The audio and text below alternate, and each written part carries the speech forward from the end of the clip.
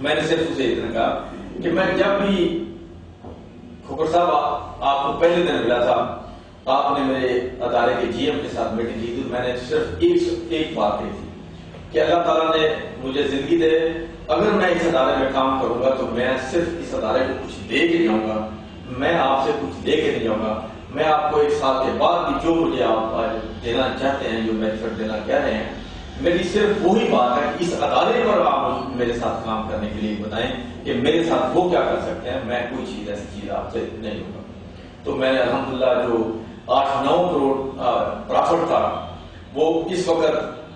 Administrator power M D صاحب کے پاس تھی، 8 ہم ڈائریکٹر تھے کارپوریشن کے، جس میں 7 ڈائریکٹر اس وقت میرے اگینسٹ تھے،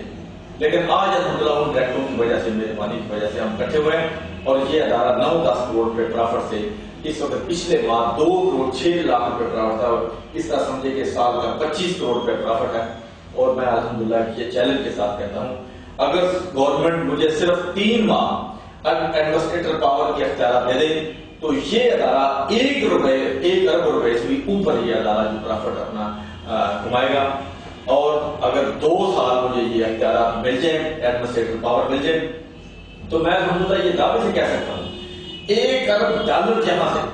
جس $1 ارب کے لیے ہم پوری دنیا میں جا کے مارے پھر رہے ہیں، ہم اپنے ہاتھ پھیلائے ہوئے ہیں، آج اب ہم اپنے بچوں کو شہید کرا رہے ہیں، اپنی ماں اور بہنوں کو بیوہ بنا رہے ہیں۔ آج میں سمجھتا ہوں جو لوگ بیرون ملک سے ہمارے ملک میں آ رہے ہیں وہ ہماری عورتوں کے ساتھ زیادتی کر رہے ہیں، ہم بغیر دین کی زندگی گزار رہے ہیں، پوری دنیا میں ہمارا جو امیج ہے وہ خراب ہو رہا ہے، ہم ایک بطور پاکستانی قوم نیچے اپنا گرتے جاتے ہیں، دن گرتے جاتے ہیں۔ اور میں الحمدللہ کہہ سکتا ہوں کہ یہ $1 ارب جو ہے میں اس پاکستان سے، اس چھوٹے سے ادارے سے بھی کما کے دے سکتا ہوں۔ اور میں نے اپنے منشور میں یہ بھی لکھا ہے کہ ان اداروں کو میں نے دور کو چلایا ہے۔ میں دعویٰ کرتا ہوں، میں چیلنج کرتا ہوں، آپ مجھے اس وقت FBR کہتے ہیں، پہلے اسے چیئرمین CBR کہتے تھے، اور ایک منسٹری پیٹرولیم، یہ دونوں مجھے دے دیں، میں چیلنج کرتا ہوں کہ پاکستان پوری دنیا سے کبھی کوئی قرضہ نہیں لے گا۔ اور اس وقت پہلے تو $50 ارب تھا، آج $55 ارب کرتا ہے۔ میں یہ کہتا ہوں کہ 55 ارب کا ہے، یہ 5 سال میں کرتا ہم ان لوگوں کے قدموں میں راستے میں جن کو ہم جس کے آگے ہم ہاتھ پھیلاتے رہے ہیں، اور اپنی قوم کو اپنے قوم میں کھڑے کرنے کی اپنے صلاحیت پیدا کر دیں گے۔ اور اس میں گزارش کروں گا، وہ بھی میں 2 چیزیں، کیونکہ ہر پوری قوم آگے پوچھے گی یہ کیسے ممکن ہے کیسے نہیں۔ میں نے جیسے کہا نا کہ میں نے 2 ادارے چلائے، گوجرے میں بھی تحصیل نامہ کے حوالے سے بھی میں نے ایک ایسا پروگرام دیا تھا لوگوں کو کہ آپ کوئی آدمی گوجرے کا جو آدمی ہے انشاءاللہ ان کے حقوق ان کے دروازوں پر۔ بالکل جی، اس میں جو منظر صاحب ہمارے پاس کچھ انفارمیشن بھی ہے، موجودہ ملکی حالات کس ڈگر کی طرف جا رہے ہیں اور اس تناظر میں سیاسی تبدیلی کے اثار کیا ہیں، آپ کیا سمجھتے ہیں جی صاحب اس میں؟ میں یہ محسوس کرتا ہوں کہ یہ جب دونوں حکومتیں آئی تھی تو ان لوگوں نے عوام کے ساتھ وعدے کیے تھے، بلکہ میں یہ کہوں گا کہ محترمہ بینظیر جب ملک میں آ رہی تھی تو ملک سے اندر اور ملک سے باہر ان لوگوں نے مشورہ دیا کہ یہاں آپ کو مرڈر کر دیا جائے گا، آپ پاکستان میں نہ آئیں۔ میاں نواز شریف صاحب کو آپ کو یاد ہے کہ شہباز شریف صاحب آئے، انہیں واپس انگلینڈ بھیجا گیا، میاں نواز شریف صاحب آئے، ان کو سعودی عرب واپس بھیجا گیا۔ اس کے باوجود یہ چاہ رہے تھے ہم ملک میں جا کے لوگوں کے اپنا ساتھ نبھانا ہے، ان کے لیے کچھ کرنا ہے، لیکن میں افسوس کے ساتھ کہوں گا کہ یہ دونوں گورنمنٹیں جو پبلک محسوس کرتی ہے، چونکہ ہم لوگوں میں رہتے ہیں، وہ محسوس کرتے ہیں کہ ان دونوں گورنمنٹ نے ملک کو اور اس قوم کو کچھ نہیں دیا، اور دن بدن حالات تبدیلی اپنا ہو رہے ہیں۔ اور دیکھیں ملک میں لا اینڈ آرڈر کا کوئی مسئلہ نہیں ہے، آپ مجھ سے کوئی کوشچن پر بات کریں، میں دعوے کے ساتھ کہتا ہوں کہ جو آپ کہیں گے مجھے یہ ٹائم پیریڈ دے دیں، کسی کام کو ٹھیک کرنے کے لیے یہ ٹائم پیریڈ مجھے دے دیں، میں آپ سے دعویٰ کرتا ہوں انشاءاللہ اس ٹائم سے اگر مجھے 1 ماہ دیں گے میں 15 دن میں کروں گا، اگر 15 دن کہیں گے میں 1 ہفتے میں وہ کام کر کے ان کے آپ تک رکھوں گا۔ لیکن میں تو یہ محسوس کرتا ہے، آپ بہتر سمجھتے ہیں کہ آج اس وقت کیا ملک کی حالت ہے لا اینڈ آرڈر میں۔ بالکل ہم پچھلے 2-3 ماہ میں آپ دیکھیں فیصلہ کر لیں ڈکیٹیاں یا جس میں ہماری گاڑی بھی اٹینڈ ہوئی، ہماری گاڑی کے علاوہ کوئی گاڑی برآمد نہیں ہوئی ہے. بالکل یہ اس پر آتے ہیں جی لا اینڈ آرڈر پہ. جج صاحب آپ ہمیں یہ بتائیے کہ نیشنل مسلم لیگ کیا سوچ کر بنائی اور اس کے فعال نہ ہونے کی کیا وجوہات ہیں؟ سب سے پہلے بنائی کیوں ہے، اب آپ محسوس خود اب میں نے بتایا کہ نفع سے لے کے ہم نے یہ اپنا دیکھا ہے کہ یہ لوگوں سے وعدے کرتے ہیں، کچھ دیتے نہیں ہیں. جہاں تک ہماری جماعت کا اپنا فعال ہونے کا،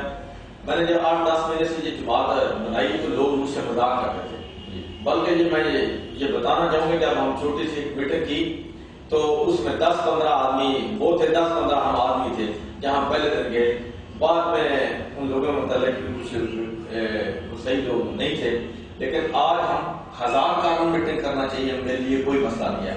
بلکہ 2-3 ماہ میں 2 جولائی کو ہم نے جو جلسہ کیا تھا تو وہاں پر جلسے کے بعد میں رانا ثناء اللہ صاحب وفاقی وزیر نے کہ آپ کا جلسہ بہت صوبائی وزیر جو ہے، تو میں نے کہا ابھی تو صرف ایک چھوٹا سا جلسہ تھا، ہماری جو اصل جلسہ ہے وہ 14 اگست کو ہمارا جلسہ ہے جس میں انشاءاللہ ہم اپنی پارٹی کی پاور شو کریں گے. اور الحمدللہ ہماری پاور اس جلسے کو دیکھ کے میرا یہ بھی چیلنج ہے، آپ جا کے آپ نے جن لوگوں نے میرا جلسہ دیکھا ہے اور نواز شریف کا جلسہ دیکھا تھا جہاں وہ پیک دور تھا شہباز شریف کا، جب شہباز شریف کو چیف منسٹری سے جو فیصلہ ان کے خلاف ہوتا تو اس وقت جلسہ اور میرے جلسے سے کم از کم ڈبل جلسہ تھا. اور میں آج بھی اپنے دعوے سے کہہ سکتا ہوں کہ مجھے چونکہ یہ دھماکے تھے اس وجہ سے بھی کام لیتے ہیں. پہلے پنجاب گورنمنٹ نے 3 ڈیٹوں پر 14 اگست کو جہاں ہم جلسہ کرنا چاہتے تھے، ان رانا ثناء اللہ صاحب نے پنجاب گورنمنٹ نے ہمارے جلسے پر نہ ہونے دیا، اور بلکہ جہاں ہمیں کہتے تھے کہ وہاں حالات نہیں تھی، خود انہوں نے اس جگہ پر جلسہ کیا. اور ہمارا 14 اگست کو صبح جلسہ تھا، انہوں نے رات کو 12 بجے جلسہ رکھ دیا. اور جہاں میں نے پہلے جلسہ کیا تھا 2 جولائی سے، وہاں چودھری شیخ علی صاحب نے انہوں نے جلسہ رکھ دیا تاکہ دونوں جگہ پر صبح اگر جلسہ کرنا چاہے تو یہ جلسہ نہ کر سکے. جس جگہ پر 2 لاکھ آدمی اکٹھا نہ ہو اور رات کو آپ اپنا 3-4-5 ہزار کرسی وہاں لگا دیں تو وہ تو کم از کم 2-3 دن چاہیے تھے وہاں کا سارا پروگرام بنانے کے لیے، ساتھی چیز لگانے کے لیے سارا انتظام کرنا تھا. انہوں نے خراب کیا. اس کے بعد ہمیں 8 اکتوبر کو درخواست دی، انہوں نے پھر انکار کر دیا. پھر ہمیں 22 اپنا جو اگست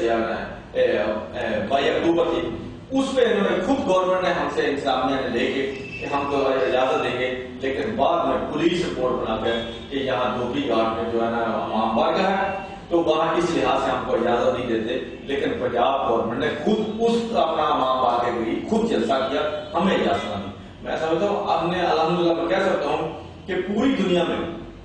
جتنی تیزی سے ہماری پارٹیاں فیصلہ آباد میں رہتے ہیں، ہماری پارٹی تیزی سے آئی ہے. عمران خان بھی ہے، جماعت اسلامی بھی ہے، کافی ہے. میں دعوے کے ساتھ کہتا ہوں جتنی تیزی سے پارٹی ہماری ہے یہ پاکستانی پوری دنیا میں نہیں آ سکتی. اور میرا آج بھی چیلنج ہے نون لیگ کو، پیپلز پارٹی کو، فیصلہ آباد میں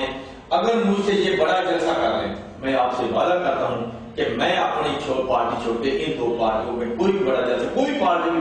جلسہ بڑا کرے میں اس میں شامل ضرور ہوں گا. جلسہ آپ ہمیں بتائیے کہ آپ کی سیاسی جماعت کا منشور کیا ہے؟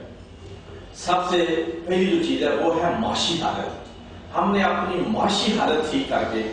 ہم نے اپنے ملک کو آگے لے کے جانا ہے، یہ ہمارا نعرہ ہے. اس معاشی حالت میں آپ پوچھنا چاہے تو میں بہت سارے آپ کو تجویزیں بتا سکتا ہوں. ہم اس پہ آتے ہیں جی، آگے اگلے کوشچن میں جائیں گے. امجد صاحب آپ پر ایک الزام یہ بھی ہے کہ ایک طرف آپ وفاقی حکومت کی مخالفت کرتے ہیں تو پاکستان ملک کارپوریشن جو PMDC آپ کی ہے اس کے آپ چیئرمین بھی ہیں، تو اس کی کیا وجہ ہے؟ میں نے کوئی پیپلز پارٹی کی مخالفت نہیں کی. ہم جب ووٹ آتا ہے ہم پیپلز پارٹی کو ووٹ دیتے ہیں، یہ ہماری کمٹمنٹ ہے.